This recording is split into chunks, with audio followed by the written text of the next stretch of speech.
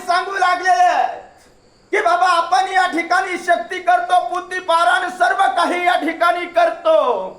करीत असताना धन्वंतरी त्या ठिकाणी काय म्हणतात, अहो तुम्ही किती अभागी आहेत, घर सोडायचं, दार सोडायचं आणि असं रस्त्याने फिरत बसायचं, गावोगाव जायचं, पोथी पुराण करायची, परत यायचं. तुम्हाला याच्यामध्ये काहीतरी भेटत असेल तेव्हाच तुम्ही हे कार्य करताय. विचार आता कामातुर जोनर संक्षेपकार सांगेन.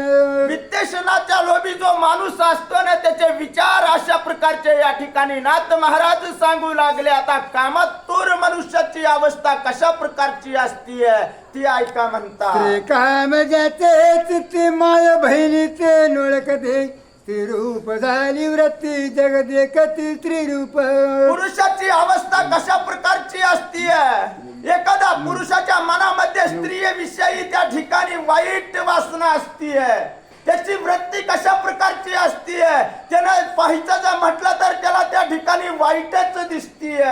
अहो एखादा बाप मुलगी जरी बोलत उभा राहिले असले ना तर त्या पुरुषाला कशा प्रकारची दिसतीये, काहीतरी यांचा असेल बाबा असे विचार तो मनामध्ये कामातूर माणूस करतो. नाथ महाराज बोलतात, बापा भावाची सांगता गोष्टी माय बहिणीचा विकल्प पोटी, इतरांची काहीच गोष्टी सकळ सृष्टी माझारी. अहो एखाद्या गावाला जायचं, गावाला जात असताना आपली मुलगी जरी पाठीमाग घेऊन गाडीवर घेऊन जात असेल ना तर त्या पुरुषाची नजर कशा प्रकारची असतीये, त्या पुरुषाला ते सुद्धा वाईटच दिसतं, त्याची चांगलं बघण्याची पाहिजे वृत्तीच नसतीये. असं या ठिकाणी नाथ महाराज बोलू लागले. हनुमान साधुरत्न घाल साधुरत्न अद्वैत बोध, निनी राक्षसांचे कपट भेद, साधूचे सुदन मुवाला. हनुमंताची वृत्ती कशा प्रकारची होती, हनुमंताची पाहण्याची वृत्ती होती. फक्त कोणी जरी मनुष्य असला तरी त्याला तो त्या ठिकाणी साधूच दिसत होता. काळ नेहमी त्या ठिकाणी साधूच्या अवस्थेत बसलेला होता. हनुमंतानं पाहिलं आणि पाहिल्याच्या नंतर हनुमंतराय त्या ठिकाणी धावून जाऊ लागले आणि काय म्हणतात, मनोरम कोण या महोत्तम, नमन करिता पल्लवंगम आती सप्रेम हरी रंगे. हनुमंतानं त्या ठिकाणी दिव्य आश्रम पाहिला, सुंदर अशा प्रकारचा आश्रम दिसू लागला, मन प्रसन्न झालं. झाल्याच्या नंतर हनुमंतराय त्या ठिकाणी गेले, नमन करू लागले, साधूला पाहिलं आणि पुढे काय म्हणतात, कार्याती कुशळ देखोनी गोळांगुळ, घातलेलो टांगण प्रबळ, चरण कमळ वंदन. काळ नेमीनं त्या ठिकाणी साधूच्या अवस्थेमध्ये हनुमंताला पाहिलं. हनुमंताला पहिल्या बरोबर जवळ आल्या बरोबर त्या ठिकाणी हनुमंताला लोटांगण घातलं, प्रणाम त्या ठिकाणी केला आणि केल्याच्या नंतर पुढे काय म्हणतात, बैस घातले वरासन आणि लेक्षरण चळण जीवन, अर्ध्य पाद्यादी संपादन पूजा विधान मांडी. हनुमंतराय त्या ठिकाणी गेल्याच्या नंतर काळ नेमी काय करू लागले, बसायला त्या ठिकाणी आसन टाकू लागले, पाणी आणू लागले, पूजा अर्चना करू लागले आणि काय म्हणतात, देवा खूप लांबून आलेला आहात, बसा थोडा विसावा घ्या. काळ नेमी हनुमंताला त्या ठिकाणी बोलू लागले, बैस घातले वरासन आणि लेक्षरण चळण जीवन, अर्ध्य पाद्यादी संपादन पूजा विधान मांडी. नम्र होऊन अत्यंत चरण चुरावया धावत, आणि फळमुळे समजत कपीस तिथ्य मांडील. हो त्या ठिकाणी काळ नेमीनं काय केलं, हनुमंताला पहिल्या बरोबर धावत त्या ठिकाणी गेला, दर्शन घेण्यासाठी उत्सुकता दाखवू लागला. फळं आणले, फुलं आणले, सर्व काही वस्तू त्या ठिकाणी आणल्या कानल्या. हनुमंताचं मन या ठिकाणी आपल्या जवळ गोवून पडावं याच्यामुळे काळ नेहमी अशा प्रकारचं त्या ठिकाणी वागू लागला. अंगी करावे फळमुळ प्राचन करावे शीतळ जळ, मार्गी सिनले ती बहुळ स्वेद कल्लोळ सर्वांगी. काळ नेहमी त्या ठिकाणी काय म्हणू लागला, स्वामी खूप लांबून आलेला दिसताय, घाम अंगाला आलेला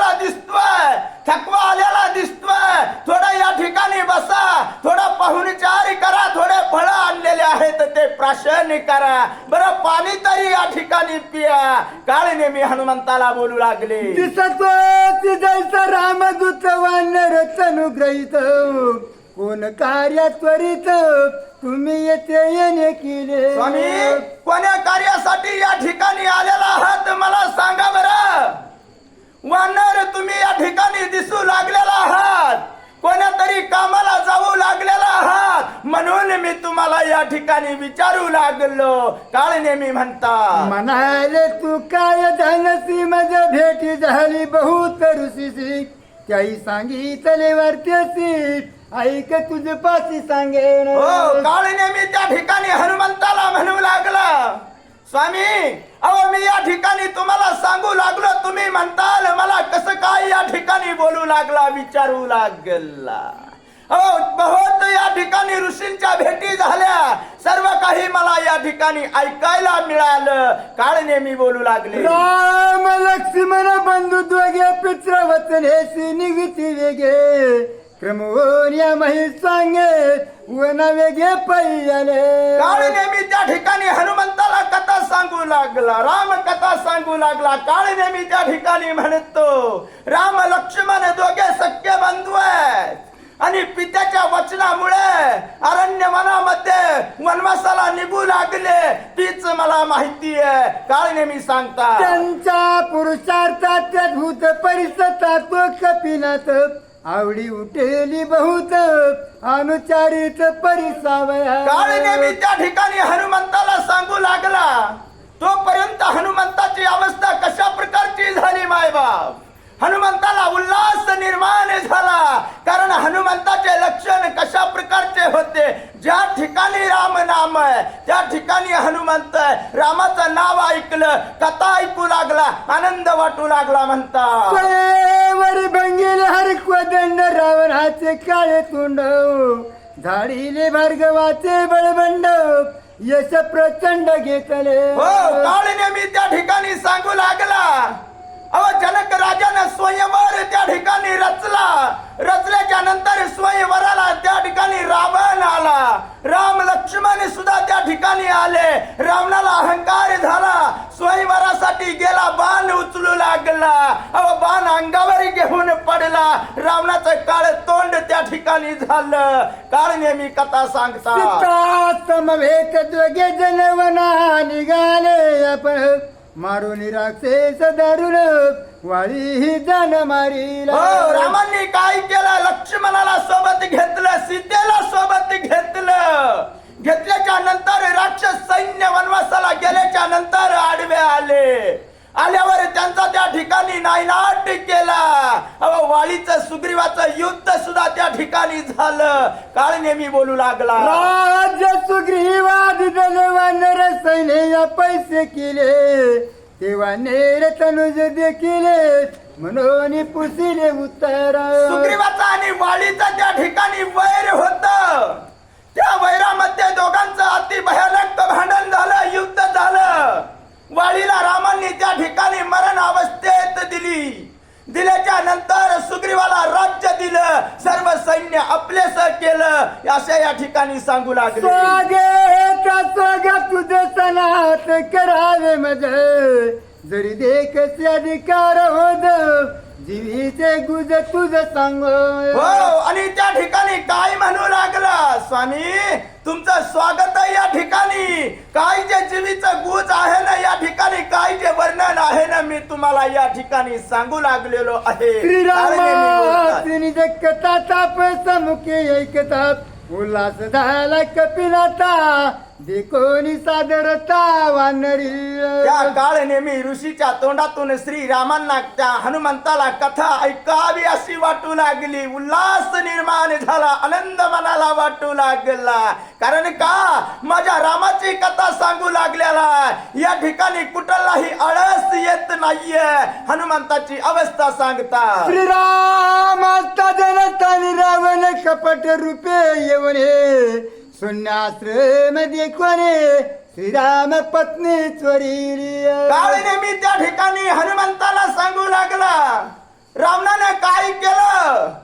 अहो रावण त्या ठिकाणी मायावी अवस्थेत गेला. गेल्याच्या नंतर श्री रामाच्या पत्नीला चोरलं घेऊन गेला सोबत. अशा प्रकारची रावणानं अवस्था केली. काळ नेहमी सांगू लागला, ते चढावण्यास श्रीराम निघे वेगेसे, मार्गी आडवे होता राक्षसासे, श्रीराम त्याचे मारी. रावण सीतेला घेऊन जाऊ लागला. सीतेला घेऊन जात असताना रामांना वार्ता कळाली. राम त्यांच्या पाठीमागे जाऊ लागले. जात असताना खूप संकट आले. राक्षसगण आडवे आले.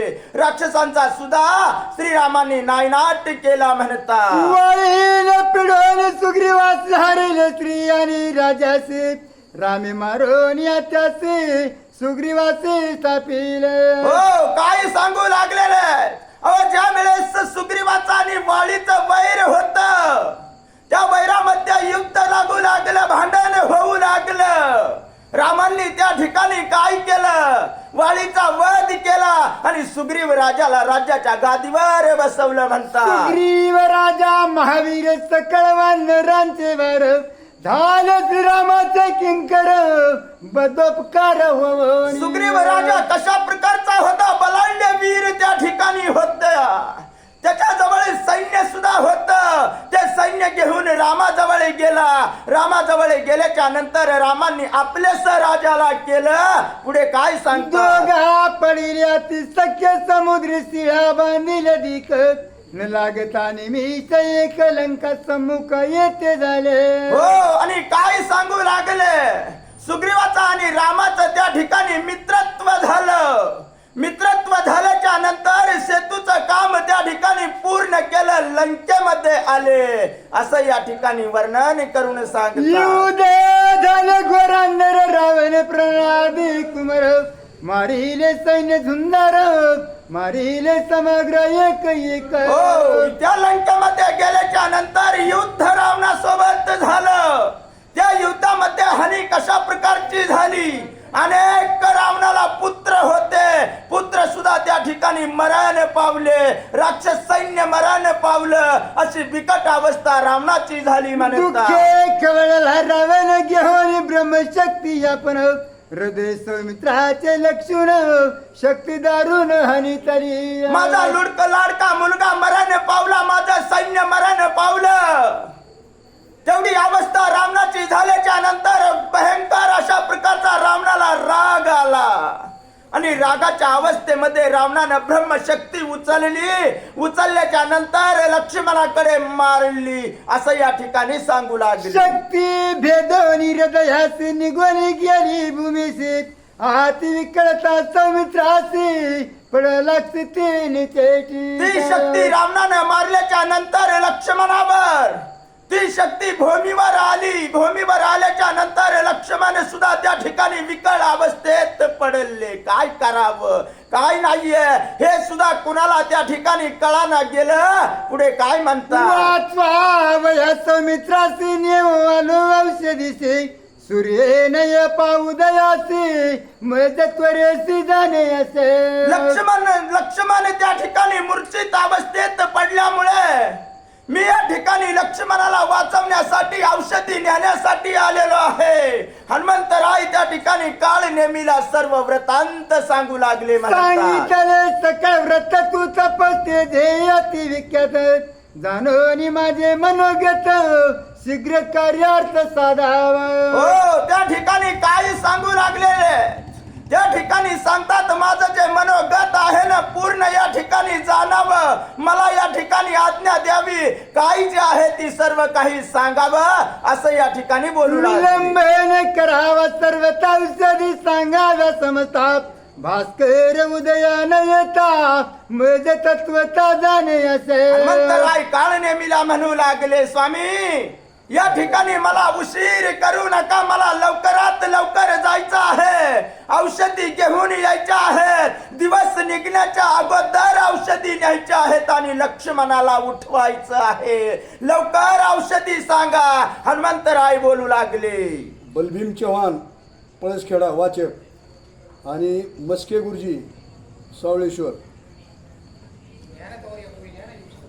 आणलं की या बरोबर.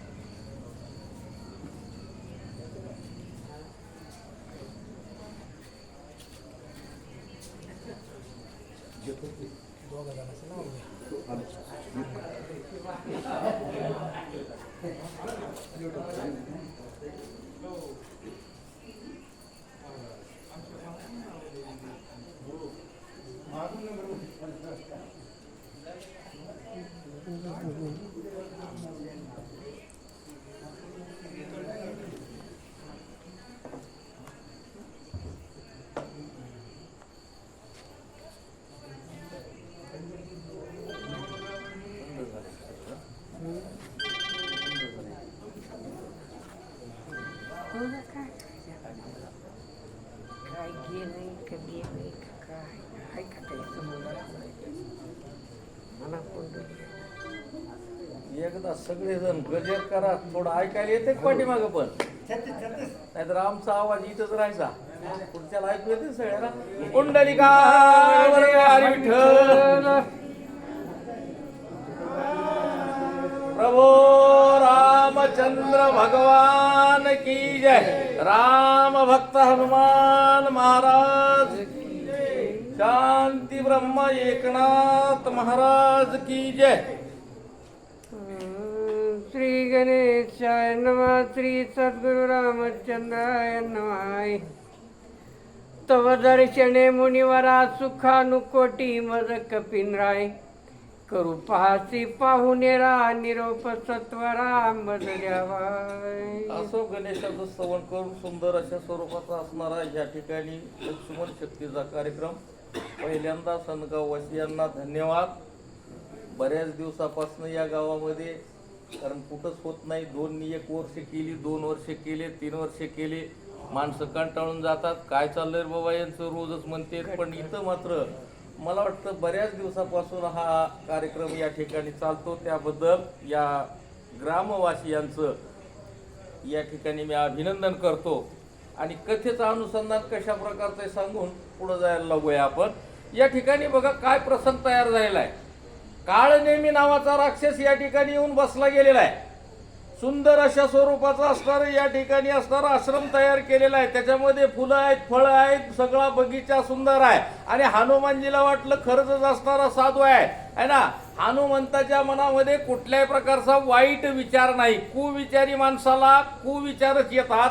इथं सुविचारी असणारा आमचा हनुमंतराय असल्यामुळं त्याला हा कपटी असणारा साधू सुद्धा खरंच असणारा चांगला साधू वाटला. आणि म्हणून हनुमानजी या आश्रमामध्ये आलेले आहे ना. आणि आल्यानंतरचं हे संभाषण या ठिकाणी चाललेलं आहे की बा मला वेळ होतोय. हनुमंताच्या डोक्यामध्ये एकच संकल्पना या ठिकाणी बसली गेलेली आहे, मला तात्काळ जायचंय. कारण लक्ष्मणजी त्या ठिकाणी असणारे पडलेले आहेत, त्यांना मला रात्रीमध्ये असणारं जाऊन उठवायचंय. आणि याच्यामुळे असणारे हनुमानजी या ठिकाणी असणारे विनंती करू लागलेली आहे. सेविता सज्जन गृहीत उदक अंतर पुनित होय दे कहे. प्राप्त होय जरी अन्नाधिक ब्रह्म सुख देखतो. या ठिकाणी असणारा नाथ महाराज सांगत असताना ही कथा जरी चालत असली तरी आपल्याला या असणारा या ठिकाणी बोध देऊ लागलेली आहे. कशा प्रकारचा बोध आहे बघा, है ना. सज्जनाच्या घरचं जर अन्न मिळालं, अरे नाही कुठल्याही घरी जाऊन आपण बळद जेवायला कधी आता कोणी बसतच नाही, है ना. आमच्या लहानपणी जायचं बरं का, पंगत असली की आम्ही ताटवाजीतच पळायचो. हो, पण कसं आहे, दुर्जनाच्या घरचं जर अन्न आपण सेवन केलं ना, त्याचा परिणाम आपल्या जीवनावर होत असतो. नाथबाबा या ठिकाणी सांगू लागलेले आहे. आता इथं हनुमंताच्या मनाचा विचार कसा आहे, सज्जनाच्या घरचं अन्न आहे ना, ते घेतलं पाहिजे. परंतु आता सज्जनाच्या घरचं अन्न आहे हे हनुमंताने घ्यावं का, त्याच्या मनामध्ये नाही बरं का. कारण असणारं स्वामीचं कार्य करण्यासाठी हनुमानजी निघालेले आहेत. पण अन्न घेतलं पाहिजे. नाही मिळालं तर सज्जनाच्या घरचं अन्न नाही मिळालं तर पाणी तरी का होत नाही, त्या ठिकाणचं सेवन करावं अशा प्रकारची इच्छा हनुमानजीच्या मनामध्ये आलेली आहे. सज्जनाचे घरचे अन्न घ्यावे बळेची मागू नये. नाही तरी आपण जीवन तरी काय सांगितलं बघा, मागावे. नाथ बाबा सांगू लागलेले आहेत, है ना. कोणाच्याही घरचं खाऊ नये, है ना. दुष्टाच्या घरचं खाल्लं त्याचा परिणाम आपल्या अंतरात्म्यावर होत असतो. आपलं अंतर्मन त्याच्यामुळे बिघडलं जातं. आपल्या घरामध्ये असणारे ते विचार असणारे येत असतात. म्हणून दुर्जनाच्या घरचं कधी अन्न घेता कामा नये, पण सज्जनाच्या घरचं अन्न मात्र बळच आपण मागून घेतलं पाहिजे. पण प्रश्न अशा प्रकारचा आहे, कोणाला सज्जन म्हणायचो हाच प्रश्न एक गंभीर आहे ना. परंतु इथं आमच्या हनुमानजीच्या मनामध्ये विचार आलेला आहे, अरे हा सज्जन आहे. कारण हनुमंताच्या मनामध्ये कुविचार नव्हता बरं का, म्हणून त्यानं त्या असणाऱ्या दुष्ट राक्षसाला सुद्धा सज्जन संबोधलं गेलेलं आहे. आणि सज्जनाच्या घरचं अन्न बळच मागून घ्यावं, नाहीतरी पाणी तरी प्राशन करावं, अशा प्रकारचा विचार हनुमंत करू लागलेले आहे. आली आई ब्रह्मादिक सज्जनांना न पवती देख, हे घडले गा प्रत्यक्ष गोपाळ सकळ काला बघा काय झालेलं आहे या ठिकाणी असणारा, या ठिकाणी परिहार दिलेला पाहू, या ठिकाणी उदाहरण दिलेलं आहे. हो, कृष्ण युगामध्ये असणारा देवादिकांना सुद्धा सज्जनाच्या घरचा अन्न खाण्याची इच्छा निर्माण झाली होती. हो, कुठं जावं बरं का, त्या बाळगोपाळामध्ये जावं. त्यावेळेस असणाऱ्या देवादिकांना सुद्धा वाटलं, अरे काहीतरी आम्हाला असणारं ह्या सज्जनांचं मिळालं पाहिजे, आम्ही पवित्र हो. आले बर का, परंतु नाही मिळालं. सज्जनाच्या घरचं अन्न सहजासहजी कुणाला मिळत नाही, हे लक्षात ठेवावं आहे ना. या ठिकाणी देवांची इच्छा सुद्धा पूर्ण झालेली नाही, सांगू लागलेली आहे. म्हणून घ्यावे फळमुळाची तरी मी आलोय राम कार्याची, न जाता स्वामी कार्य सिद्धीची सर्वता. हनुमंत या ठिकाणी असणारा विचार करायला लागलेला आहे. अरे मी सज्जनाच्या दारामध्ये आलेलो आहे, आश्रमामध्ये आलेलो आहे, साधूच्या आश्रमामध्ये आलेलो आहे. एवढ्या मोठ्या जटा वाढवलेल्या आहे ना. खरंच साधू आहे का हो? नाही बरं का. दुष्ट प्रवृत्तीचा असणारा हा काळी नेहमी राक्षस आहे.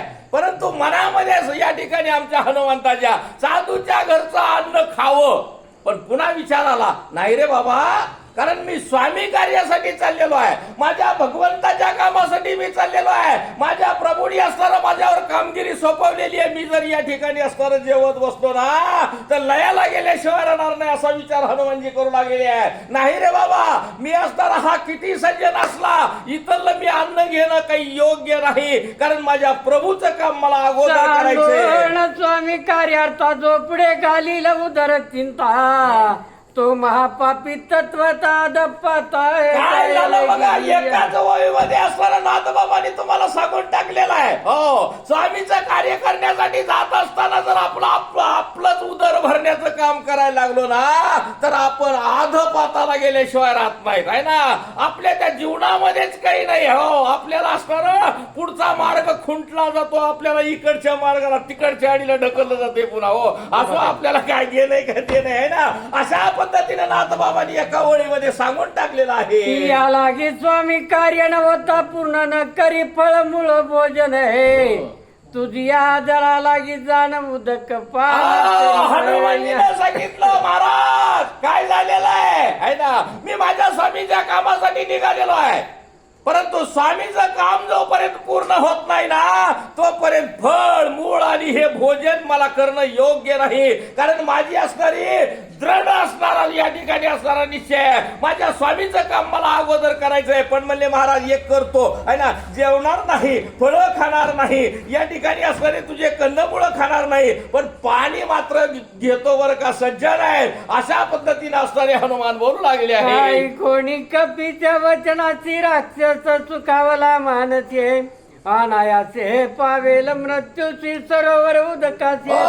विचारी माणसं कशी असतात बघा. हो, डाव अगोदर टाकला गेलेला आहे. बरं झालं रे म्हणले, अनायासे सापडलं वानर आहे ना. मला असणार या ठिकाणी असणारा राजा रावणानं सांगितलेलं आहे, माझ्या सपाट्यामध्ये असणारं हे राक्षस सापडलं, म्हणजे वानर सापडलेलं आहे. काय झालं, बरंच म्हणतोय पाणी पितो बाबा, म्हणतोय ना चांगलं झालं म्हणले, कारण ते असणारं सरोवर जे जवळ होतं ना, त्या सरोवरामध्ये काय काय ह्याला अगोदरच माहिती होतं. बरं झालं पाणी मागायला लागलंय का, अनायासे वानर या ठिकाणी मरलं जाणार आहे, अशा प्रकारचा कुविचार या ठिकाणी असणारा काळनेमीच्या मनामध्ये आला. या म्हणून पूर्ण बोले कपीची वचन, स्वामी कार्य न होता जाणा आग्रह आपण करू आणि नये. काय बघा, असल्या कुबुद्धीचे जे माणसं असतात, कुविचारी जे माणसं असतात ना, बोलण्यामध्ये लय पटाईत असतात बरं का. बरोबर आहे वानरराज आहे ना. मी सुद्धा तुम्हाला आग्रह करायला नाही पाहिजे बरं का. अशा पद्धतीने ते महाराज बोलायला लागले. कोणते महाराज? अरे हे काळ नेहमी असणारा हा कोळसा, या ठिकाणी असणारा दुष्ट प्रवृत्तीचा, पोटात एक आणि तोंडात एक अशा प्रकारची प्रवृत्ती असणारा हा काळ नेहमी. बरोबर आहे म्हणले. नाही बरं का, तुम्हाला नाही पळामुळे मी आता जेवायला देणार. हो, तसंच करा. स्वामीचं कार्यच हे महत्वाचं आहे. अशा पद्धतीनं बोलू लागला. आश्रमात समीप सरोवर अत्यंत पवित्र तेथीचे नीर पान करीत अल्प मात्र औषधी समग्र बघा, देखते. साधू जर खराच असताना तर मटक्यातलं असणारं लोटाभर पाणी दिलं असतं आमच्या हनुमंताला प्यायला.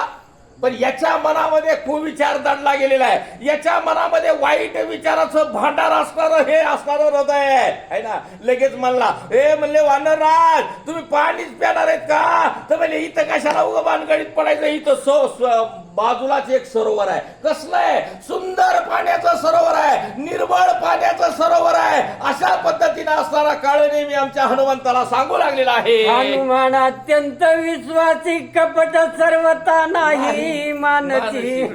मानिले त्याची या वचनाची न निजे मानसी कपिनाथ. आमचे हनुमंतराय कशा प्रकारचे आहेत. आपलं आचरण तसं झालं पाहिजे बरं का. रामायण ऐकायचंच कशासाठी हो? त्याच्यासाठीच ऐकायचं बरं का. मनामध्ये असणारा कसल्याही प्रकारचा शंका नाही, कसल्याही प्रकारचा कुविचार आमच्या हनुमंताच्या मनामध्ये नाही. बरोबर आहे. महाराज सांगायला लागलेत ना, या ठिकाणी शेजारी असणारं त्यांनी म्हणजे सरोवर आहे. कशा प्रकारचं आहे? सुंदर पाण्याचं सरोवर आहे. सांगतेत ना का विश्वास टाकला आमच्या हनुमंतानं, आणि हनुमंत असणारा सरोवराकडे निघू लागलेला आहे. साधू वचनी विकल्प करीतो नरमा दुराचारी.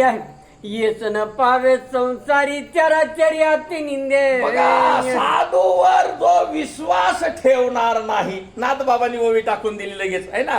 कुठं सोडलं नाही बरं का. नाथबाबांनी बारीक बारीक गोष्टी तुम्हाला सांगण्याचा प्रयत्न केलेला आहे. अरे बाबा, साधूवर ज्याचा विश्वास बसणार नाही, तो संसारामध्ये नाही, तो परमार्थामध्ये नाही, कुठंच असणारा तो जयाला जाणार नाही आहे ना. कारण त्याच्या मनामध्ये सारखं दुसरंच असणारं कपाट आहे. मला हनुमंताचा असणारा विश्वास त्या साधूवर आहे. पण खरा साधू आहे का हा? नाही बरं का. कुबुद्धी असणारा, कुविचारी असणारा, वाईट विचाराचं भांडार असणारा अशा प्रकारचा हा साधू असला तरी सुद्धा आमच्या हनुमंतानं विश्वास टाकला आणि हनुमंत निघालेले आहे. आईसाणीच्या करोणी पूर्ण मानोनी ऋषीचे वचन.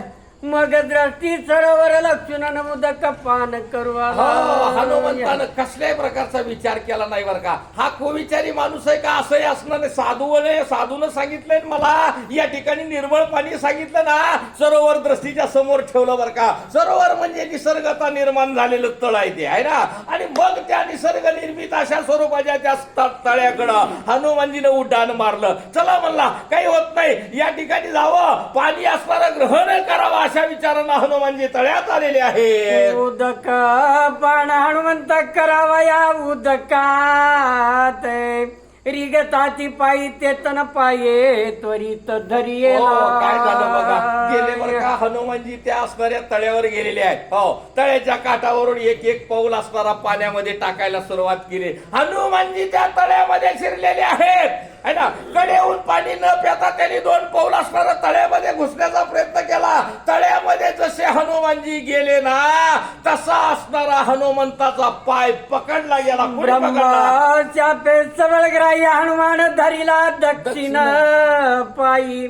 येऊन जळावीर पाहिण भय नाये. काय झालंय बघा, लक्षात घ्या है ना. कशा प्रकारची अवस्था होते बघा. कोणावरही विश्वास ठेवू नये. आता तर कलियुग पुढे सरकलेलं आहे. आता तर विश्वास ठेवायसारखं राहिलेलंच नाही बरं का. हा, या ठिकाणी असणारं हे त्रेतायुगामधली असणारी कथा आहे. तर त्यावेळेस असणारा हनुमंतानं विश्वास ठेवला काळ नेहमीवर आणि त्या असणाऱ्या तळ्यामध्ये शिरलेला आहे. गेल्याबरोबर एक असणारी ब्रह्मशापित अशा स्वरूपाची असणारी ती ग्राही होती बरं का. ग्राही असणारी तिने असणारा उजवा पाय आमच्या हनुमंताचा पकडला बर का. उजव्या पायाला पकडलेला आहे. पकडल्याबरोबर हनुमंताला जाणीव झाली. काय करू लागले. स्वभावे निजळाविरा त्यावरी श्रीरामाचा किंकर दमू शके काळ चक्रण ग्रह किंकर काय त्या पुढे बाबांनी अगदी एका ओळीमध्ये सांगून टाकला आहे ना. हनुमान हा निधडा वीर आहे. हो, आपल्यासारखं थरथर कापला असतं बरं का. पायाला काहीतरी धरलं म्हणल्यावर थरथर कापला असतं. परंतु हनुमंताला भीती वाटली का. नाही बरं का. निधडा वीर असणारा हनुमान जी आहे. उजवा पाय कुणीतरी खाली पाण्यामध्ये पकडला गेलेला आहे. जाणीव झालेली आहे. निधडा वीर आहे. कसल्याही प्रकारची भीती असणारी हनुमंताला वाटली नाही. कारण आहे त्याचं कारण असं आहे की तोंडामध्ये सारखं असणारं प्रभू रामचंद्राचं नामस्मरण आहे ना. आणि आपण तर कलियुगामध्ये बरं का आहे ना. मी पुन्हा एकदा सांगून जातो, कलियुगामध्ये तर कुठल्याच देवाला जायची गरज नाही आहे ना. कुठल्याही असणाऱ्या तीर्थक्षेत्राला जाऊ नका. कलियुगामध्ये या ठिकाणी असणारं सांगितलं गेलेलं आहे, फक्त राम नाम तोंडामध्ये ठेवा. तुम्हाला काहीच करायची गरज नाही आहे ना. देवपूजा करायची गरज म्हणजे कुठं होती ती आहे ना. पुरातन कालखंडामध्ये आहे ना, ज्यावेळेस सत्ययुग होतं त्यावेळेस यज्ञ याग चालायचे आहे ना. त्याच्यानंतर असणारं त्रेतायुग आलं, तिथं तपश्चर्या चालायची. आणि असणारं द्वापार आलं, तिथं असणारी देवपूजा चालायची. कलियुगामध्ये काहीच करू नका म्हणून सांगितले, फक्त भगवंताचं नामस्मरण. तोंडामध्ये एकच असणारी भक्ती, राम नामस्मरण करा अशा पद्धतीचं सांगितलंय. हनुमंताच्या तोंडामध्ये तर सारखं प्रभू रामचंद्राचं नामस्मरण आहे. घेण्याचं काही कारण आहे का. नाही बरं का. आमचे हनुमंत कसल्याही प्रकारचे घाबरलेले नाहीत. काय करतात. करोनी श्रीराम नामे बुकार पाया सुडिता सत्वरे कडे पडली वेगवत्तरण. काय झालेलं आहे. काय झालं. पाय पकडलेला आहे. भीती मनामध्ये कसल्याही प्रकारची नाहीये है ना. प्रभू रामचंद्राचा एकदा असणारा जयघोष केला. प्रभू रामचंद्र काय केलं. उजवा पायचा झटका मारला. हो, ती ग्राही होती ना, त्या ग्राहीने असणारा उजवा पाय पकडलेला होता बरं का आमच्या हनुमंताचा. हनुमंताला कसली भीती वाटली नाही. हनुमंत कसले घाबरले नाही. उजव्या पायाला झटका मारला. अहो, जसा झटका मारला ना तशी ग्राही असणारी उडाली आहे ना. हो, ताकद आहे हनुमंताची आहे ना. आणि ती ग्राही जी उडाली ती कुठे जाऊन पडली. त्या तळ्याच्या कडेला येऊन पडली. काय झालं. कपटे करोनी सर्वता श्रीराम भक्ताचे पाय धरिताय. कळी काळा त्या हनुनीला तान चापय निर्मुक्तता. काय झालं बघा. कपटानं धरलं बरं का. तिनं सुद्धा आमच्या हनुमंताचं पाय कशासाठी धरला. मला आता असणार या ठिकाणी खाद्य मिळालेलं आहे. हो, माझं आता पोट भरणार आहे. अशा कपटानं त्या ग्राहीने पाय धरला. पण पाय कोणाचा होता. राम भक्ताचा पाय होता बरं का. हो, राम भक्ताच्या पायाचं दर्शन जरी झालं ना तरी उद्धार आहे ना. इथं शापमय असणारी ही अप्सरा होती बरं का. हिला शाप असणाऱ्या या असणाऱ्या तळ्यामध्ये ती पडलेली आहे. तिथं उद्धार झाला. कशामुळं. राम भक्ताच्या पायाचा स्पर्श तिच्या तोंडाला झाला. आणि त्याच्यामुळं परिणाम असा झाला की आतापर्यंत असणारी ती मगर होऊन पडलेली जी अप्सरा होती ना ती उडाली आणि असणारी तळ्याच्या बाहेर आली. म्हणजे राम भक्ताच्या पायामुळं असणारा आपला जन्मोजन्मीचा उद्धार होत असतो बरं का. आणि तो उद्धार या अप्सरेचा झाला म्हणतात. दंडक सुत उद्धत झाला शापे राक्षसत्व पावलाय. तो अंगद थापा आणि तलान तत्काळ पर्याय दिला बघा या ठिकाणी. नाथ महाराजांनी पर्याय दिलेला आहे. हो, दंडकाचा पोरगा उद्धत झाला. हो, दंडक या ठिकाणी असा ऋषीचा मुलगा आहे. परंतु तो उद्धत झाला आणि राक्षसत्व पावला. काय झाला. अरे तो राक्षस झाला. योगानं तिथंही रामभक्ता कोण आमचा अंगद भेटला. एकच थापड मारली डोक्यात का उद्धार झाला आहे ना. ते राहिलंच नाही आहे ना. शाप मुक्त झाला. राक्षस योनीमध्ये आलेलं हे असणारं दंडक पुत्र या ठिकाणी उद्धार झाला आणि शापमुक्त झाला म्हणतात. दक्ष चाप नारदाची 2 मुहूर्त स्थिर राजे. तो द्वारके राहे वर्षानुवर्षी सत्संगाची. हे पर्याय लक्षात ठेवा. हो, दक्ष राजानं शाप दिला होता नारदाला. नारदा क्षणभर असणारा तुझा पाय कुठं ठरला जाणार नाही. आता इथं तर तिथं तिथं नारायण नारायण नारायण करीत कळीचा आनंद निघायचा. हो, परंतु कृष्ण युगामध्ये कृष्णाच्या सानिध्यामध्ये आला बरं का, भगवंताच्या सानिध्यामध्ये आला. आणि तिथंच राहिलं ना ते है ना. अशा पद्धतीने नाथ बाबा तुम्हाला समजून सांगू लागलेले आहे. जलचर ग्राहीच्या पदक लागत हनुमंताचे पद, नकाग्रे झाली शुद्धन सुखे आगाध संत आणि चरणी. काय झालं बघा. हो, या ठिकाणी तीच अवस्था या आपल्या असणाऱ्या कथेमध्ये झालेली आहे. या ठिकाणी असणारा प्रभू रामचंद्राचा भक्त असणारे आमचे हनुमंतराय, हनुमंतरायाचा उजव्या पायाच्या नखाचा स्पर्श असणारा त्या ग्राहीला झाला. हो, ग्राहीला राम भक्ताच्या पायाचा स्पर्श झाला, उद्धार झाला बरं का. ती ग्राही असणारी हो, जी नकरावून पडलेली आहे, त्या तळ्यामध्ये असणारी आयुत वर्ष म्हणून सांगितलं. थोडे दिवस नाही बरं का, खूप मोठ्या असणाऱ्या दिवसापासून ती पडलेली होती. तिचा उद्धार झाला सांगू लागलेली आहे. लागता कपीचे नकाग्र सांडिले शापजन्य शरीरे लावण्या वयो सुंदर गगनाय. काय झालेलं आहे बघा. हो, ती असणारी स्वर्गामधली अप्सरा होती बरं का, तिला शाप मिळालेला होता. शापामुळे असणारी या ठिकाणी असणारी सरोवरामध्ये ती पडलेली होती. हनुमंतरायाच्या पायाचा स्पर्श झाला, राम भक्ताच्या पायाचा स्पर्श झाला. अहो, ते नकराचं शरीर उडून गेलो है ना. जशी उडाली तशी असणारी ती असणारी स्वर्गातली अप्सरा तयार झाली. आणि अप्सरेच्या रूपामध्ये ती असणारी हवेत तरंगू लागली बरं का. ती अप्सरा आता पुढे काय करू लागली. अंतरिक्ष गगनांतरी राहून बोलत आहे सुंदरी, विजयी होई कपी केसरी निरंतर. आनंद होतो बरं का. अशा पद्धतीनं आता आपल्याला काही जन्म मरण कळतच नाही बरं का. काय होणार आहे याचं ध्यान नाही. आपण का आता कलियुगामध्ये आपल्याला ते कळणार बी नाही. परंतु या ठिकाणी आपल्याला शापानं पडलेली त्या असणाऱ्या म्हणजे त्या तळ्यामध्ये पडलेली ती जी अप्सरा होती ना, स्वर्गामधली अप्सरा आहे ना.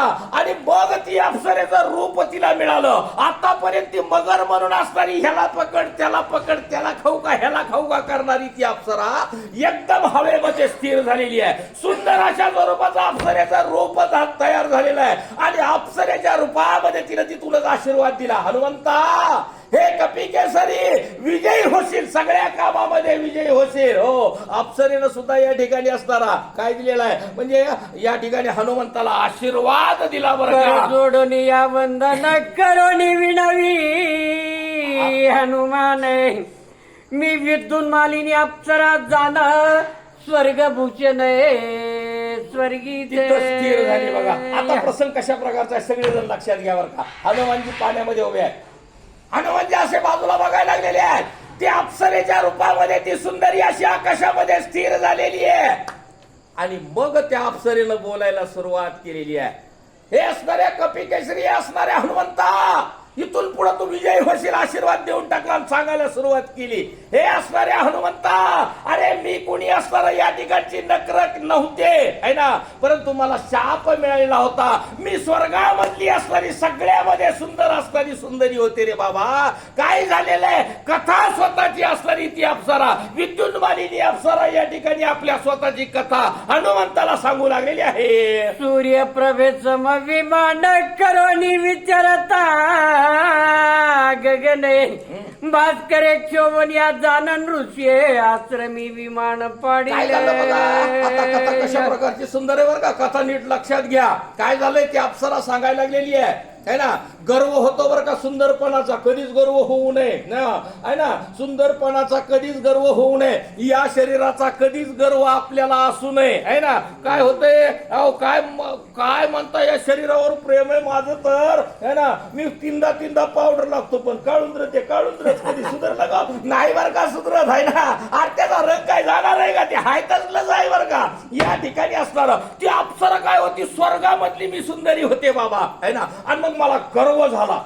त्या अप्सरा बोलायला लागलेली हनुमानजीला, हनुमंता मला गर्व झाला माझ्या सौंदर्याचा. आणि मला वाटायला की मी सूर्यापेक्षा चमकते का काय, आणि म्हणून सूर्याबरोबर मी असणारी चलू लागले है ना, सूर्याबरोबर मी स्पर्धा करू लागले. करू नये बरं का दुसऱ्याची स्पर्धा. हो, कुणी कसंही असू द्या, निसर्गानं एक गुण जर दिलेला असला आपला तर दुसरा काढून घेतलेला असतो बरं का. या अप्सरेला गर्व झाला, मी सूर्यापेक्षाही श्रेष्ठ आहे आणि मी सूर्याबरोबर चालायला लागले है ना. पण परिणाम काय झाला है ना, माझं विमान पाडलं गेलं. मुनीश्वर क्रोधात चढले दुर्धरे, न विचारीची पात्र पात्र कामाचार.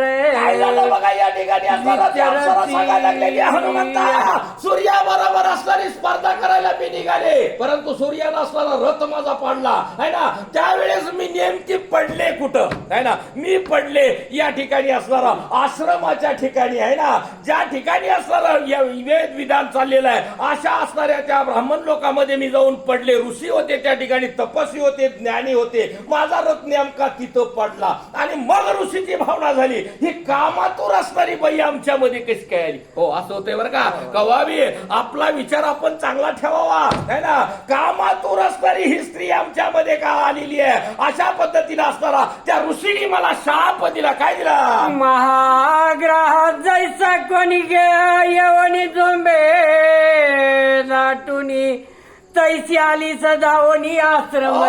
ऋषी काय बोललेले, ए बाई अरे बाई तुला कुठं जायला पाहिजे होतं. महाग्राही सारखी असणारी ऋषीच्या असणाऱ्या या आश्रमामध्ये तू दाखल झालेली आहेस है ना.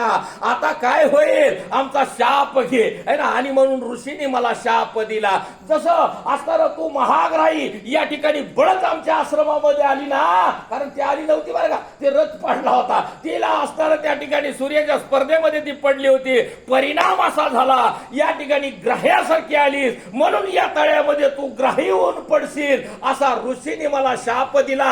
हनुमंताला असणारी ती अप्सरा सांगू लागलेली आहे, ग्राहायची दावची ते तू महाग्राही होची, आईचे आपले वेगळे चिंतेने ग्राहकत्वाची पावले.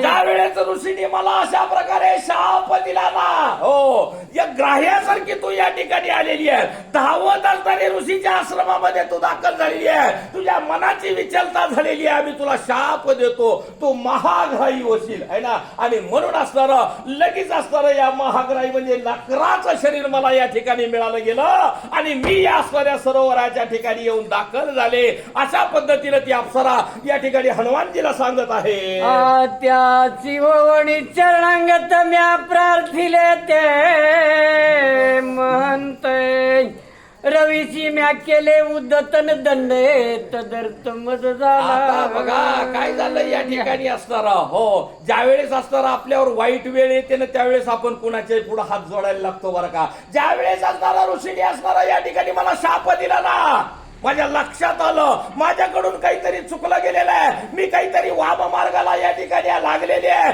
असं ज्यावेळेस माझ्या कळालं, मी असणारे पाय धरले ऋषीवर्यांचे, ऋषीवर्या याच्यातून मला असणारा काहीतरी मार्ग सांगा है ना. तुमचा शाप तर खोटा होणार नाही, परंतु याच्यातून निघण्यासाठी काही मार्ग आहे का, तो मार्ग मला सांगा. मी विनंती केली तेव्हा काय सांगितलं, साधूची करी जो चलन अथवा करी उद्धत किंवा करी जो हेळन तत्काळ पतने तो पावे. बघा या ठिकाणी नाथमहाराज तुम्हाला वारकाईनं सांगायला लागलेले आहे, साधूशी करी जो छळन, हो आहे ना, साधूशी जो छळन करतो ना. आता इथं काही गरज नव्हती आहे ना, या ठिकाणी असणारे हे तपस्वी आहेत, ज्ञानी आहेत, ही सगळी मंडळी असणारी अशा प्रकारची आहे, परंतु इथं छळन करण्यासाठी झाल्यासारखं इथं झालं आहे ना. त्याचा असणारा अधपतन झाल्याशिवाय राहत नाही, तशा पद्धतीने असणारा शाप मला मिळाला या ठिकाणी अप्सरा सांगत होती. नभती पुराणी त्या कथा माझा अनुभव प्रत्यक्ष, आता जे उपेक्षिती साधू संतान त्याचे खस्ता रोकडी. त्यावेळेस ती अप्सरा बोलायला लागलेली, हनुमंता हनुमंता अरे लोकांचं तुम्हाला सांगायला लागले नाही बाबा, माझ्यावरच अशा प्रकारची वेळ आली आहे ना. मी ज्यावेळेस असणार या आश्रमाच्या ठिकाणी येऊन पडले ना, अशा पद्धतीची असणारी वाईट वेळ माझ्यावर आली, मी या ठिकाणी असणारी पडले गेलेली आहे. लोकांचं सांगत बसायची गरज नाही, साधू संतांचं छळण झालं की अशी वेळ आपल्यावर येत येतच असते सांगत आहे. आयुष्य विनविता ऋषी जनती वाण्ये प्रसन्न मज दिदले वरदानन तुझे उद्धरण हनुमंते. काय सांगितलं बघा. हो, त्यावेळेस ज्यावेळेस मी पाय धरले बर का, त्या असणाऱ्या साधू संतांचे पाय धरले, त्या असणाऱ्या ऋषी मुनीचे पाय धरले, त्यांच्या पायावर मी गडबडा लोळायला लागले ना, त्यावेळेस असणार त्यांचं मन कळवळलं बर का. आणि त्यांनी असणारा उशाप मला दिला. काय उशाप दिला? ए बाई, तू आता ग्राही तर होणारच आहे, परंतु याच्यावर तुला उशाप देतो है ना, तुझा उद्धार हनुमंते. काय सांगितलं बाई? तुझं काय होणार आहे? पुढे चालून असणारा रामभक्त हनुमंत ज्यावेळेस तुला भेटेल, त्याच्या पायाचा स्पर्श तुला जेव्हा होईल ना, त्यावेळेस तुझा उद्धार होईल आणि तू पुन्हा असणारी स्वर्गाच्या ठिकाणी जाशील. त्या अप्सरेनं कथा असणारी हनुमंताला सांगितलेली आहे. तू रावणी जळवासी धरीची कपीच्या पायाची स्पर्श होता सज्जनासीन तेने उद्धरती पहा, सत्संगे. काय झालेलं आहे या ठिकाणी असणारा. काय सांगितलं ऋषीने? तू ज्यावेळेस असणार ग्राही असणारी तू आहेस है ना, नक्र असणारी तू आहे, त्यावेळेस धावून असणारा हनुमंताच्या पायाला पकडणार आहे, त्यावेळेस असणारा तुझा उद्धार होणार आहे. आणि तू काय होणार आहे? पुन्हा असणारा पूर्ववत होली जाणार आहे. अशा पद्धतीचा उशाप मला मिळाला. देवराव खोडवे वाचक आणि बलभीम सातपुते सूचक यल्ला.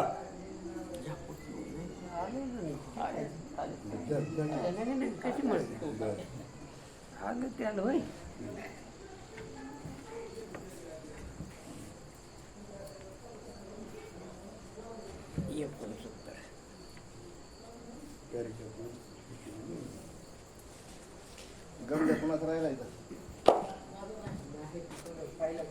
पहिला कुणाचं पाहुणीचं असेल का?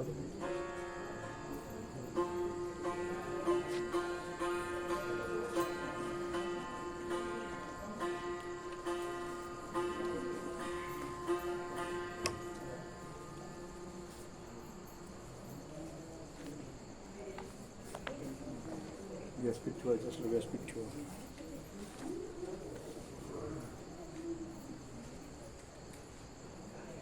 कुंडलिका उर्ध्यारी विठ्ठल म्हणा. श्री ज्ञानदेव तुकाराम राजा रामचंद्र भगवान की जय. श्रीराम भक्त हनुमान की जय. करा सु.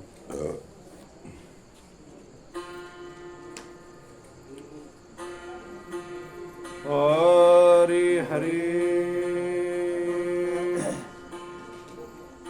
कुंडलिका वरदे हरे विठ्ठल श्री ज्ञानदेव तुकाराम प्रभु रामचंद्र भगवान की जय.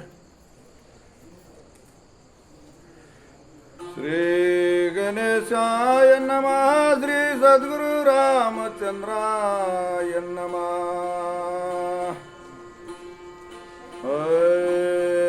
सत्संगास्तव पायी संसार तरती ते देई. इतर शाप पुढे काय मुक्त होईली सत्संगे.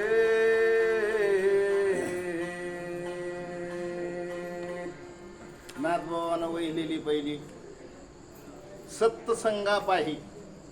संता संग जर तरुण असं संताची संगत केली तर वाईट आहे का?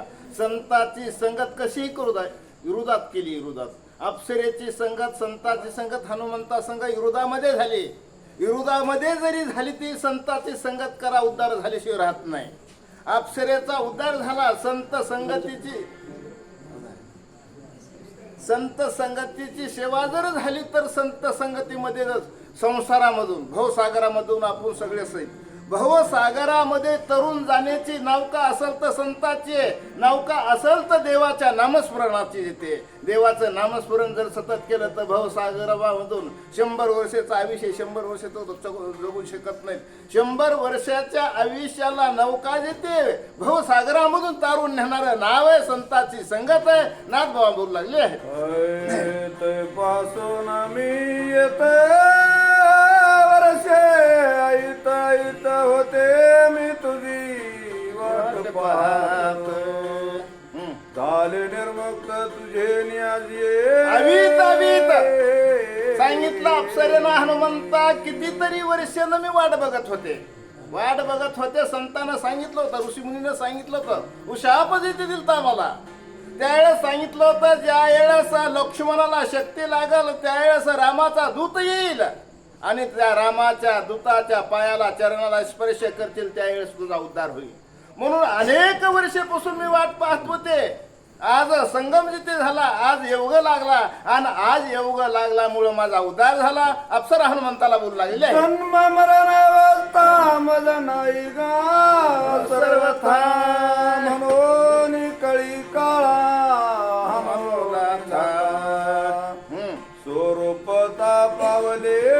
जन्म मरणाची अवस्थाच राहिली नाही. जन्म मरणाच्या आवृत्त्यामध्ये फेरेमध्ये येत आपण जन्मायचं मरायचं जन्मा 84 येऊन फेरायचे फेरायचं आहे. अनेक जन्म घ्यायचे, अनेक जन्म घेऊन पुन्हा माणसाच्या जन्माला यायचंय. जन्म मरण्याची अवस्था मला राहील नाही हनुमंता. संत तुझ्या चरणाच्या स्पर्शाच्या ओघानं माझा उद्धार झाला आणि उद्धार होऊन स्वर्गवासी जिथे झाले. अप्सरा हनुमंतापाशी नव्हते, आकाश मार्गाने जात असताना हनुमंताला सांगू लागलेले आहे आपुले निज सुख पायी निरोपावे सद्गुरु पायी ते मी लादले सर्वही हो. झाले उतराई भवस्त्रमा. आपलं सुख दुःख सांगायची गरज हनुमंता कुणाला असते? शिष्याला, आपल्या शिष्याला जर कुठं काही कळत नसेल, शिष्याला आपल्याला त्रास होत असेल, खरा शिष्य हुशार असेल तर सद्गुरूला सांगावं लागेल. जर लहान लेकराला कळत नसेल तर स्वतःच्या आई वडिलाला सांगावं लागतंय. दुसरे काही हित करीत नाहीत. स्वतःचा मुलगा जर कुठं बिघडला असेल तर आई वडिलाला त्याची काळजी लागते आणि काळजी लागून सन्मार्गानं जिथे लावायचं काम आपल्या पिताजीचं असते, तसं शिष्याचं काम जे ते मार्गाला लावायचं असेल तर गुरुचं असं हनुमंताला अप्सरा बोलू लागलेले आहे. सद्गुरु ते स्थिती ऐसी सोय अनुभवने जा मुखा सुखासी हो.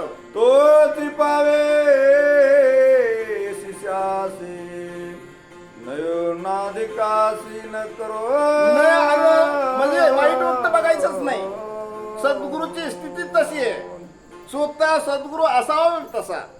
स्वतःला आपल्या अंतःकरणामध्ये आपलं ज्ञान देते. कुणाला पिताजीला जसं काळजी असती माझ्या मुलाला ज्ञान द्यायचंय किंवा माझ्या मुलाला संपत्ती सगळी अर्पण जिथे करायची, संपत्ती खूप कमवून ठेवायची. जसं आपल्या वडिलाला जिथे काळजी मुलाची असते तसे गुरुला काळजी शिष्याची जिथे असावा. शिष्य माझा मोठा जिथे व्हावा, ज्ञानी व्हावा, पंडित व्हावा, गुरुला काळजी असावा आणि गुरु तेच जिथे सज्जन असावा. अप्सरा जिथे बोलू लागलेले आहे पित्याच्या समस्त वितय पुत्र स्वाम्यात्वे अंगीकारित हो. तैसे सद्गुरु सुखे समस्त शिष्य आक्रमित भावार्थे. शिष्याची ताकद तशी आहे. शिष्याचा हक्क जिथे गुरुवर आहे, जसा मुलाचा हक्क वडिलाच्या संपत्तीवर आहे. वडिलाची संपत्ती वाटून घेणारा, दाब देऊन घेणारा, काही गतीला धरून घेणारे असतात, बरेच नमुने आहेत बरेच. आणि वडिलाची संपत्ती सांभाळणारे बरेच आहेत. तशी वडिलाच्या संपत्तीवर हक्क मुलाचा जिथे आणि गुरुच्या संपत्तीवर ज्ञानाची संपत्ती आहे. गुरुकड कोणती संपत्ती आहे?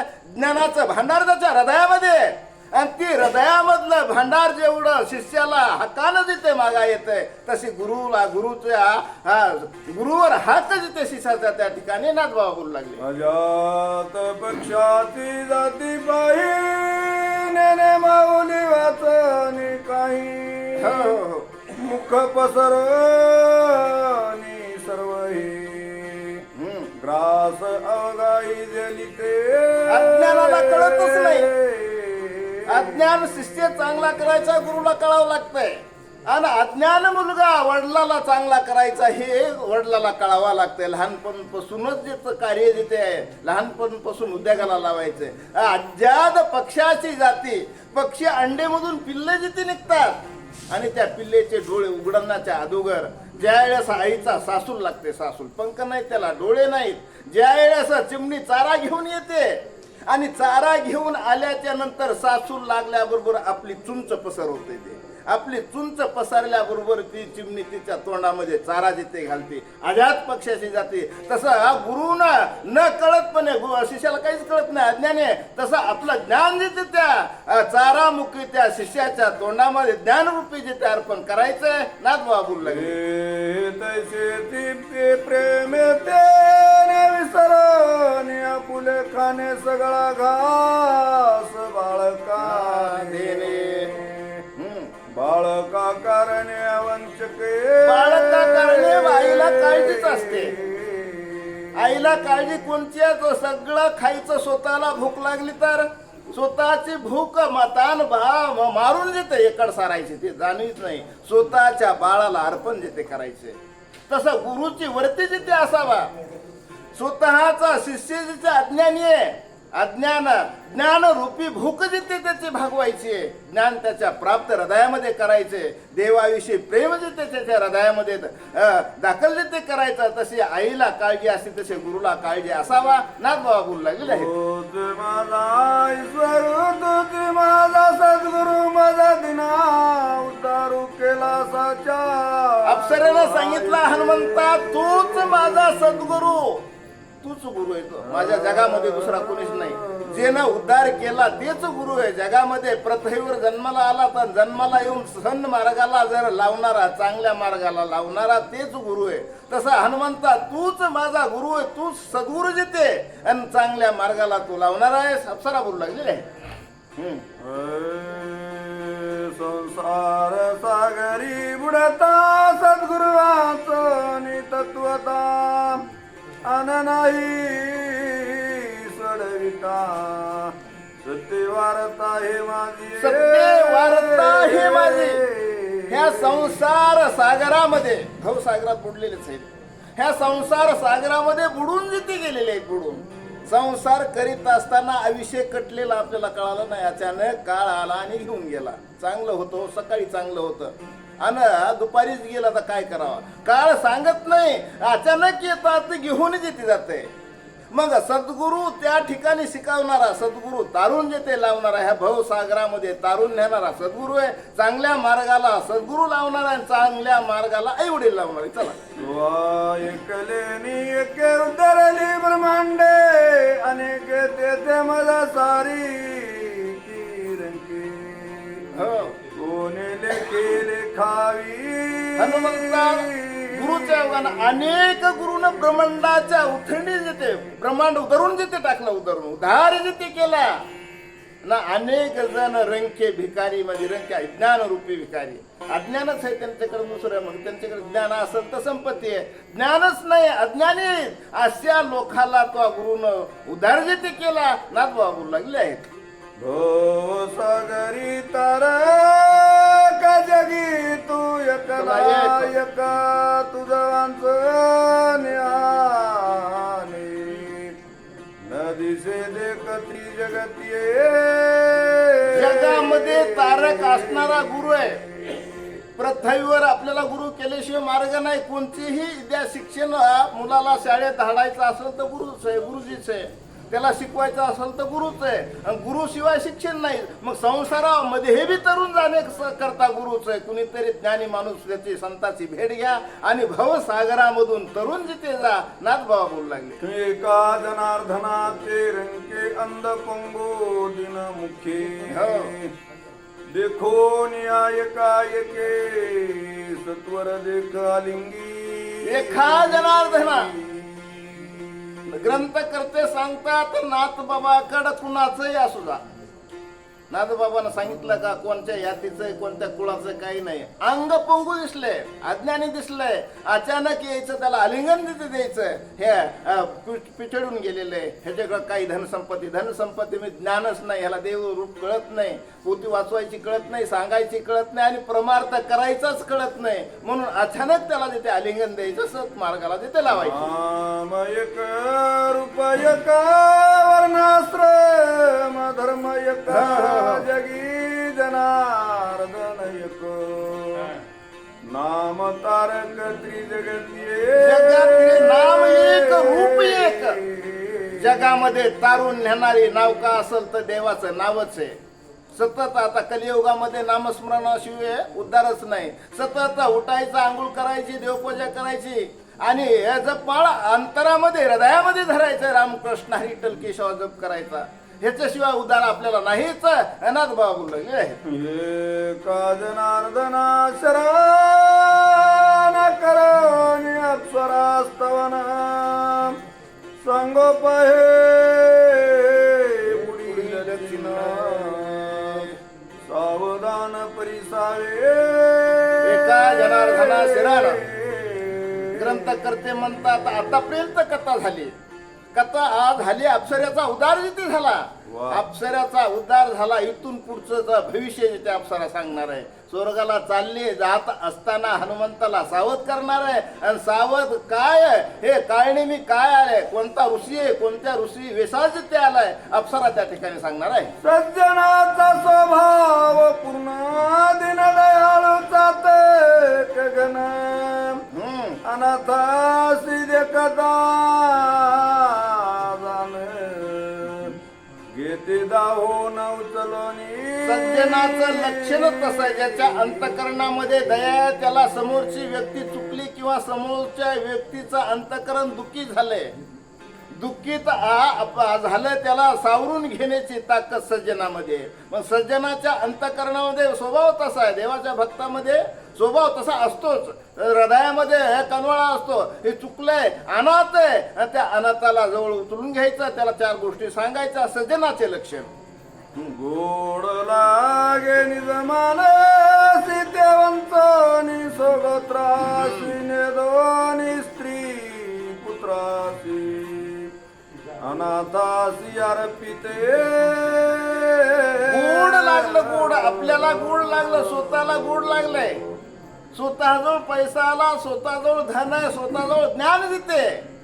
पण काही जणांचे लक्षण, सज्जनाचं लक्षण ते नाही. नाथ महाराजांना सांगितलं सज्जनाचं लक्षण अनाथाशी अर्पण करायचं. अनाथाशी आताचं नाही. स्वतःला घ्यायचं, सगळंच आपल्याला घ्यायचंय, दुसऱ्याला वाटायची काही गरज नाही. तसं नाथ बाबांना सांगितलं अनाथाला जवळ घ्यायचंय आणि आपल्या स्त्री पुत्राला न देता जे व्याकुळ झाले त्याला अर्पण करायचं. ते भाग्यवान देते.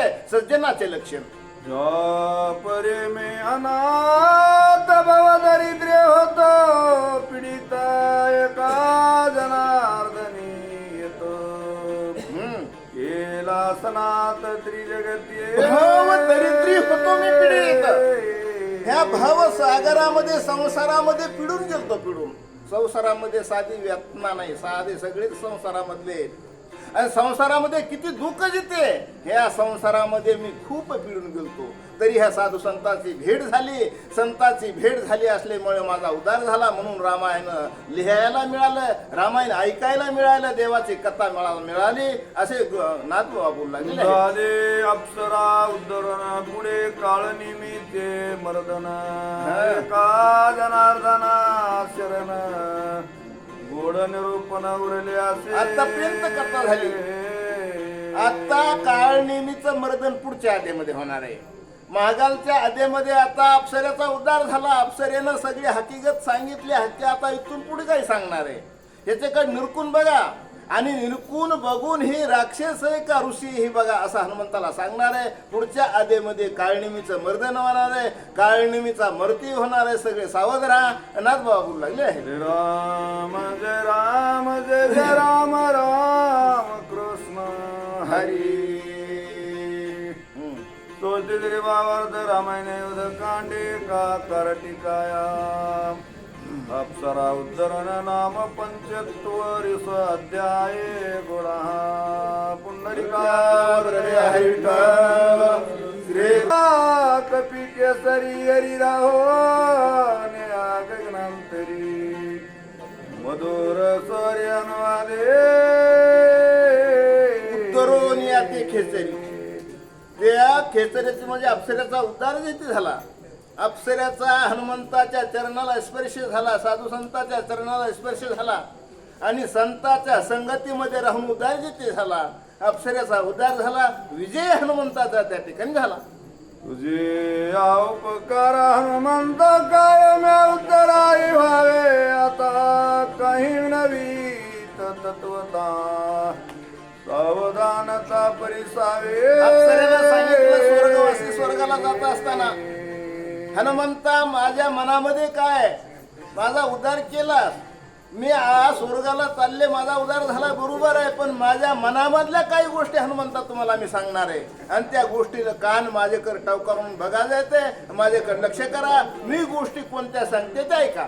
ओ ते आदट दाटू गावीर होसी कळी काळा ते दृष्टी नानीसी याही वरी राम समरणेसी आहरणेसी डुल्लते अप्सरेनं सांगितलं हनुमंता, आदर्ट दाटुंगा विरे, हनुमंतामध्ये शक्ती अनावर आहे, काळालाही भेणारा न भेणारा हनुमंत आहे. एवढी शक्ती हनुमंता तुमची अदुगरच आहे, आणि एवढी शक्ती असून रामाचा दूत आहे. सतत हृदयामध्ये श्रीराम जय राम येते, रोमा रोमातून अक्षर रामाची जिथे ध्वनी निघते तुमच्या, असे अप्सरा स्वर्ग मार्गाला बोलतात. राम नाम स्मरणा पुढे विघ्न काय सेवा पुढे आचार्य देखिले वाडे पुढे तुझ पुढे सांगेन हनुमंताला अप्सरा बोलू लागलेले, राम नामा पुढे विघ्ने काय सेवा पुढे.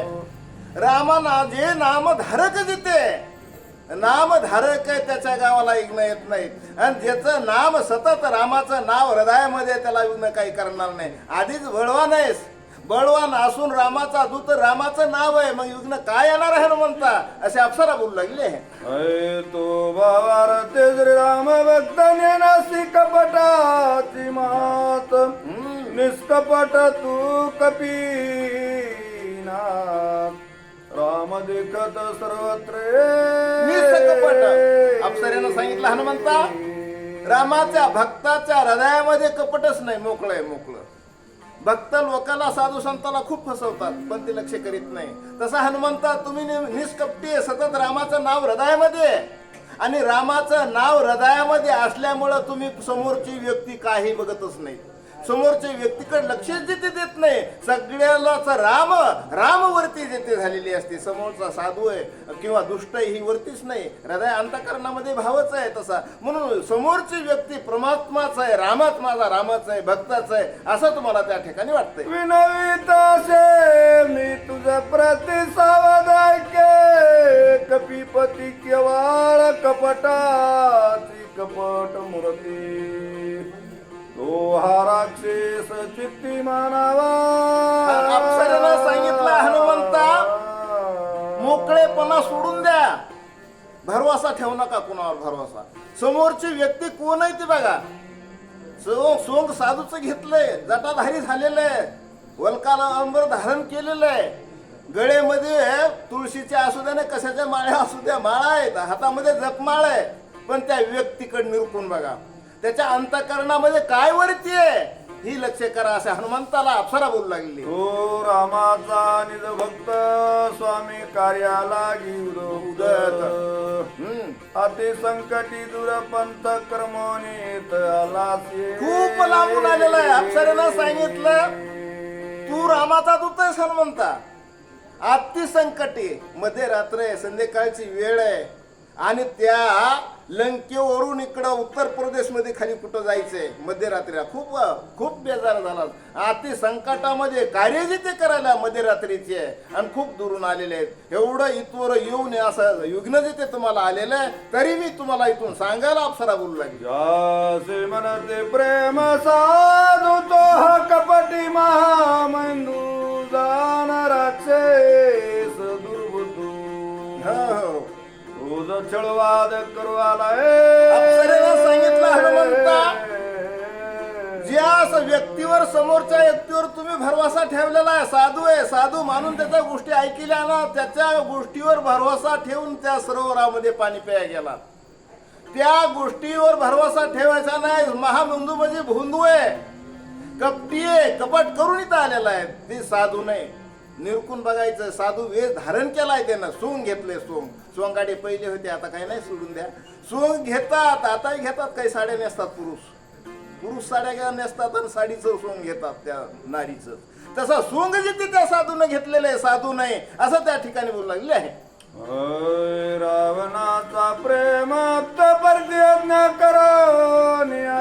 ठाकून आला द्रोण प्रभू हो. खेळणार तर तुझ लागी साधू वेश नाहीये, कपटी साधूचा वेश धारण केला हनुमंत आणि हे का रामाच्या कार्याला आडवं येण्यासाठी विघ्न आणण्यासाठी इथं आलेला आहे. त्याचं कार्याला आलाय, कामासाठी आलाय, बरोबर आहे. अचानक आलेला नाही. त्याचं कार्य कडीला काढायचंय. रावणाचा दूत आहे, तिथून इथं आलेला आहे आणि तुम्हाला गोवण्यासाठी टाइम करण्यासाठी इथं आलेला आहे. निरकून जिथे बघा अप्सरा बोलू लागले, काळने मी राक्षस ब्राह्मण रूपे तपसा दरवानी आला तपस्वी अति दुर्धरस महापापी सांगितलं. काळनेमी नावाचा राक्षस आहे. आता टाको ऋषी ज्या व्यक्तीला मानलंय जटाधारी आहे, ऋषीच आहे. ऋषीच्या वचनाला मान तुम्ही दिलाय, पण या ऋषी नसून काळनेमी नावाचा राक्षस आहे. आणि ती राक्षस तुम्हाला विघ्न करण्याकरता आलेला आहे. तर अप्सरा आकाश मार्गाने जात असताना बोलू लागली, जनेयाचा विश्वास धरीसी छळन करी लक्षणार देसी हो छळ छळज्ञयाती मिरासी बहुमायेसी जाणतुरे बहुमायेशी जाणतोय. सांगितलं अप्सरे ना, ह्याची मिराशी जातच आहे. जात काही जणांची जातच असते, वंशावळच असते. कपटी समजा वंशावळ बुडतच नाही. माळकऱ्याचं खानदान माळकरी कुणीतरी होणारच आहे. चोराचं खानदान चोर कुणीतरी ओळवणारच आहे. बी लावलं तेच ओळवत आहे. हे मिराशीच ह्याची जातच कपटी आहे. लबाड बोलणारी आहे, लबाड. साधूचं वेश धारण केलंय, तुला गोवण्यासाठी इथं आलेली आहे अशी त्या ठिकाणी अप्सरा त्या हनुमंताला बोलू लागले. कुंडलिकावर रे हरी विठ्ठल श्री गुरु ज्ञानदेव महादेव शिंदे वाचक रामचंद्र शिलवांबा भगवान आणि शिवाजी महाराज गिरी सुकळी गोटेगाव